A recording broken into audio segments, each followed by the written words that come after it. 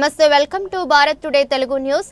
Balanagar PS పరిధిలో 2023 మేలో నమోదైన మైనర్ బాలికపై కిడ్నాప్ మరియు రేప్ కేసులు తప్పించుకుని తిరుగుతున్న నిందితుని అరెస్ట్ చేసిన పోలీసులు రిమాండ్ కు తరలించారు. బాలనగర్ పిఎస్ పరిధి వినాయక నగర్ లో నివాసం ఉంటున్న మైనర్ బాలిక 5వ తరగతి చదువుకుంటోంది. పొరుగున నివాసం ఉంటున్న క్యాటరింగ్ పని చేస్తున్న లక్కీ అలియాస్ రాబిన్సన్ ఆ బాలికతో పరిచయం పెంచుకుని 2023 సంవత్సరంలో మాయమాటలు చెప్పి ఇంట్లో డబ్బులు తీసుకురా మనం బయటకు వెళ్దాం ప్రేమ పేరుతో నమ్మించాడు.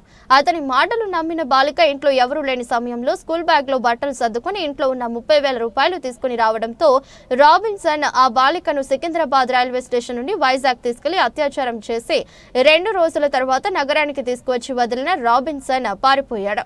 బాధిత బాలిక తండ్రి ఫిర్యాదుతో కిడ్నాప్ అత్యాచారం కేసు నమోదు చేసుకున్న పోలీసులు రాబిన్ ఆచూకీకై దర్యాప్తు ప్రారంభించారు. గత 2 సంవత్సరాలుగా రాబిన్సన్ తప్పించుకు తిరుగుతున్నాడు. హాస్పిటల్లో ఉన్న అమ్మమ్మను చూడడానికి వచ్చిన రాబిన్ ను పోలీసులు అరెస్ట్ చేశారు. అతనిపై ఫోక్సో కేసు నమోదు చేసిన పోలీసులు రిమాండ్ కు తరలించారు. కమిషనరేట్ పరిధిలో బాలానగర్ జోన్ లిమిట్స్ లో ఉన్న బాలానగర్ పోలీస్ స్టేషన్ లో ఒక నిందితుడు ఇతను చాలా కాలంగా పోలీసులు కళ్ళు కప్పి తప్పించుకొని తిరుగుతూ ఉన్నాడు. ఆ కేసులో Balanagar inspector and Balanagar ACP గారు ప్రాపర్ గా మానిటర్ చేసి ఈ అక్యూజన్ ఇతని పేరు రాబిన్సన్, ఇతని వయసు 20 సంవత్సరాలు.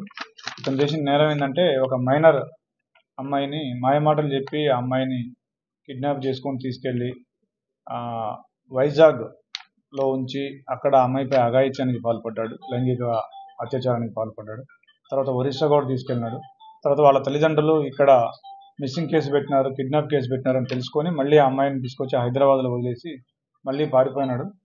చాలా కాలంగా ఒక 2 సంవత్సరాలుగా పోలీసుల కళ్ళు గిప్పి తిరుగుతున్నటువంటి ఈ అక్యూజన్ని బాలానగర్ ఏసీపీ గారి పర్యవేక్షణలో inspector Balanagar, DI Balanagar and team వీళ్ళందరూ కూడా చాలా చాకచక్యంగా అమ్మాయిని పట్టుకోవడం జరిగింది.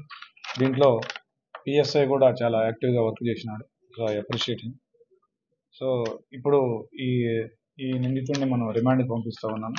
సో ఈ కేసులో చాకచక్యంగా పనిచేసిన పోలీసులను కూడా అభినందిస్తూ ఉన్నాను.